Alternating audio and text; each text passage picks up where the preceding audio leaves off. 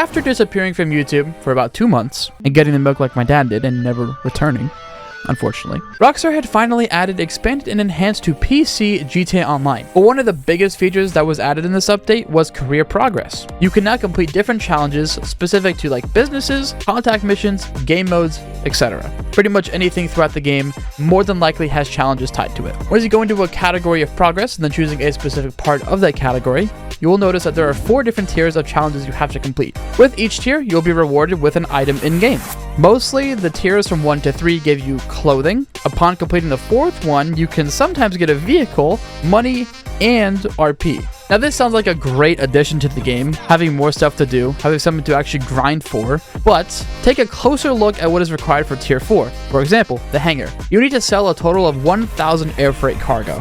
To put that in perspective, if you were a solo player, I think it'll take you around like 200 hours to do that by yourself. That all depends on how lengthy the missions are, the sell missions you get. You know, if you have multiple players, it can be much faster, but that is just a lot of air freight cargo.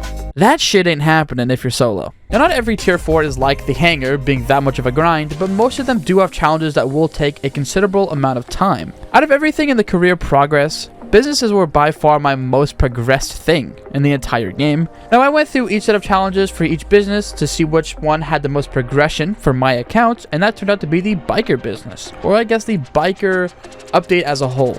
Now, to be very clear about my intentions for this video, I am not covering every single career challenge tied to this business and pretty much everything else moving forward. I will only be focusing on the challenges I have yet to actually complete. But now, we can cover the biker challenges that I'm yet to actually complete.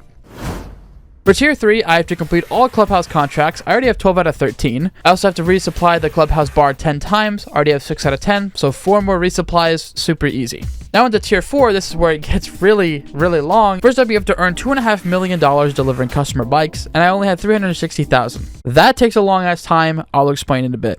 Earn $500,000 from your clubhouse bar. This doesn't take as much time, but again, it's just a waiting game, and the missions for this are extremely broken. More on that later. And then lastly, you have to complete 50 clubhouse contracts, which is by far the easiest one and took me the least amount of time to actually complete. But covering the first tier 3 challenge I had to complete, it only involved me completing one more clubhouse contract, which again was hit the roof. The first step with really any mission is going to the location. For me, this was Elysian Island. Once you arrive, you have to access a roof with whatever means you may choose, like a ladder, or in my case, I use an oppressor Mark II. There's usually a considerable amount of enemies. The best option is just taking them all out without destroying the cargo bob that is on that roof. When you're no longer being shot at, you search the containers. The game will tell you that you actually need a cutting saw, and you just find this rectangular building that can spawn on the roof, and you should be able to find the cutting saw. Once you open the right container, you will find an oppressor. You then take the cargo bob you hopefully did not blow up, pick up the oppressor, and deliver it to said location. Now, if you were to blow up the cargo bob, I believe you have to look for a set of keys for the oppressor and then take the oppressor yourself.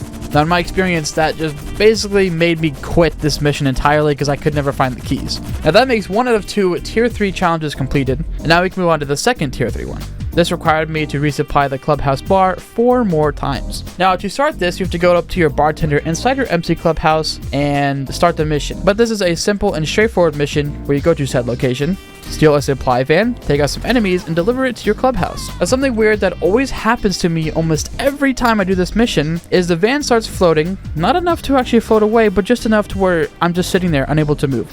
And this more than likely happens with everyone, so I came to 2 different solutions how you can try to fix this. You either have someone else with you, because then the van won't actually float away, it'll have like one wheel off the ground, but it's still drivable, kind of. Or you can just wait for the van to drop on the ground. For me, it could be a couple of seconds or a couple of minutes. It all just depends. I don't really have an exact answer to how to fix it. From my experience, those are really the only 2 things I can come up with. Now, after completing 4 different missions, tier 3 was completed. There's not much to this. You just get a van and drive it and hope you don't have to glitch.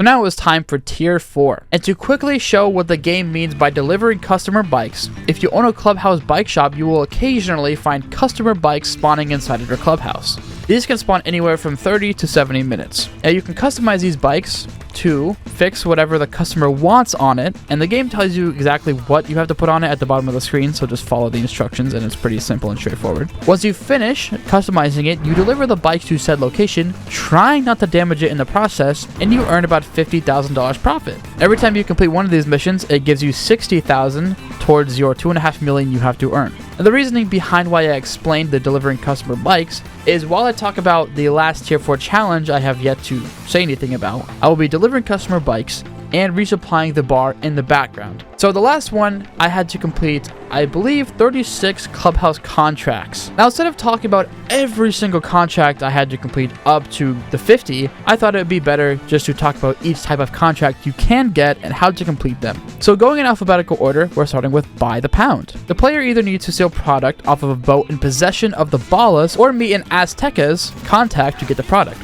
Arriving at the location, you meet up with the dealers and take them out to retrieve the products, and you just deliver the goods to the drop-off location.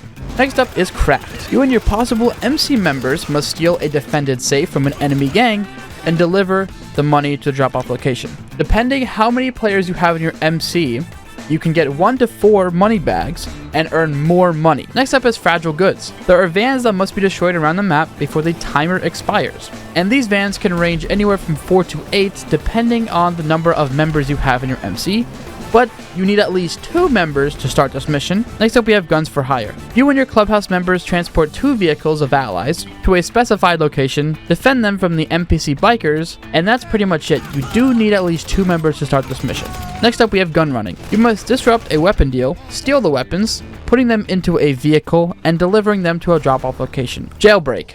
This is by far the most annoying contract because you have to go a long distance to steal a prison bus, lose the cops in that prison bus, and transport the prisoners to a drop-off point. This is usually across the map from where you are, so it's just a long, slow drive. Life and Death Bikes is next.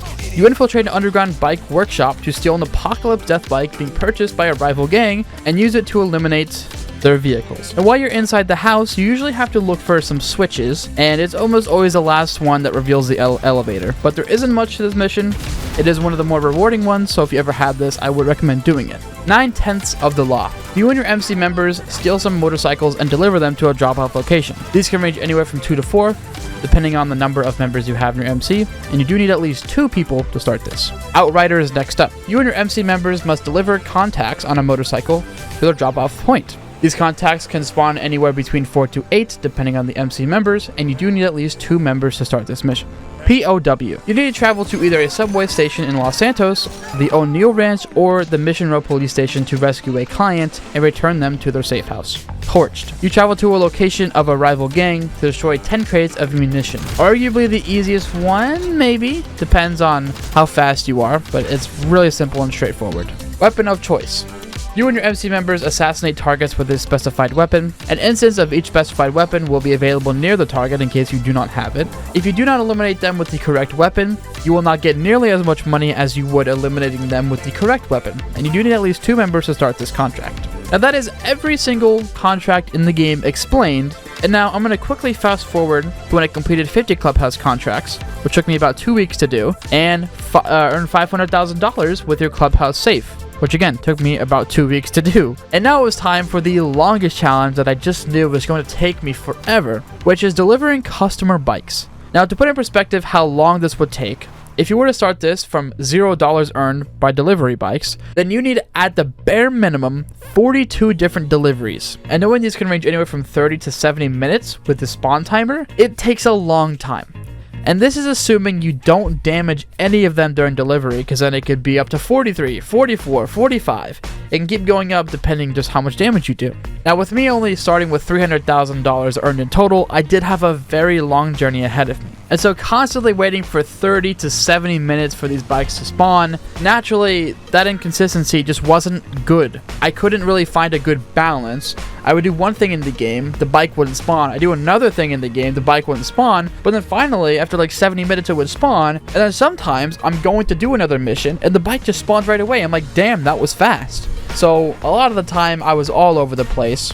It took me over 2 weeks to complete this challenge. And when I finally did, All that was left to do is claim the rewards, and at the time I actually didn't know you get money in RP, so I was very surprised about this. But the bike that you do get for claiming the challenges is really just not good, so this is just a huge waste of time in terms of rewards, but I was able to complete it for entertainment purposes. I hope this video was good. Maybe it was useful for some of you. If you want to see me complete almost everything in the game career progress related before GTA 6 releases, then maybe you can let me know in the comment section. I'm not going to ask you for a subscription or like or anything like that, because that just feels like every YouTuber does that, and I'm not every YouTuber. But I do hope all of you have an amazing rest of your day, and I'll catch you guys. Well, I can't really say when, but at the bare minimum, it'll take me probably 2 weeks to complete the next one. I hope you guys all have an amazing rest of your day. Take care, everyone. I love every single one of you.